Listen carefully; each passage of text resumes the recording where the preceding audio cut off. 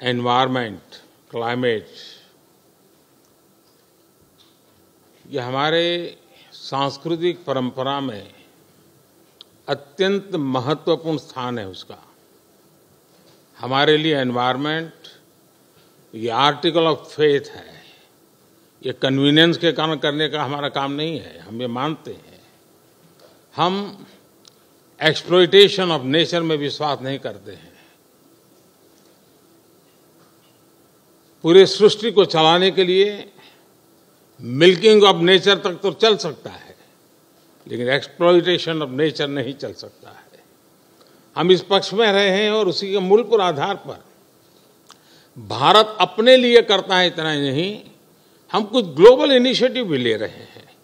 आपको मालूम है G20 देशों ने पेरिस में जो प्रॉमिस किया था, सभी G20 देशों में अकेला हिंदुस्तान है जिसने पेरिस में जो प्रॉमिस किए थे वो सारे प्रॉमिस पूरे किए हैं।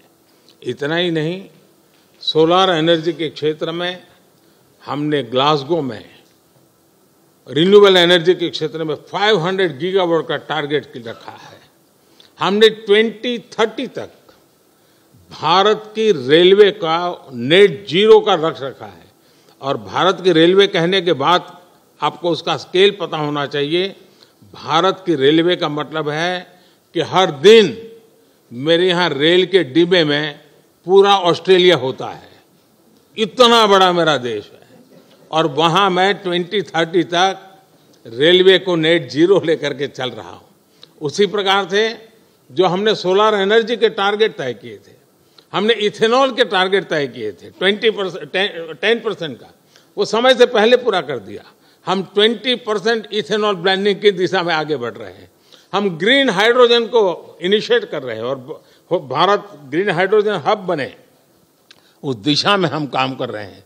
हमने दुनिया के लिए इंटरनेशनल सोलर अलायंस उसका हमने लॉन्च किया और आज दुनिया के कई देश उसमें भारत के साथ मिलकर के आगे बढ़ रहे हैं। हमने जो आइलैंड कंट्रीज है उनको स्पेशली सोलार के क्षेत्र में मदद करके उनको एक नया विश्वास दिया है कि हम आपकी कठिनाइयों में आपके साथ हैं। भावी किसी भी संकट के लिए हम आपकी चुनौती को पार करने के लिए हमारी जिम्मेवारियां निभाएंगे, आपको भी मदद करेंगे। हम वो देश हैं जिसने एक और नया क्षेत्र हाथ लिया है। हम देख रहे हैं कि नेचुरल कैलेमिटी के कारण आज मनुष्य मृत्यु की चर्चा तो होती है, लेकिन इंफ्रास्ट्रक्चर का इतना नुकसान होता है जो 50-50 साल तक भरपाई नहीं हो सकता। और इसलिए ये जो क्लाइमेट चेंज के कारण जिस प्रकार का संकट आ रहा है, तो ऐसा इंफ्रास्ट्रक्चर बनना चाहिए जिसमें रेजिलियंस हो। और इसके लिए CDRI हमने एक ग्लोबल ऑर्गेनाइजेशन को जन्म दिया है। और आपको पता होगा, मैंने ग्लासगो के अंदर एक विषय रखा है दुनिया के सामने, और जिसको पिछले दिनों UN सेक्रेटरी जनरल और मैंने उसको लॉन्च किया है, वो है मिशन लाइफ। और जब मैं लाइफ कहता हूं तब लाइफ स्टाइल फॉर एनवायरनमेंट।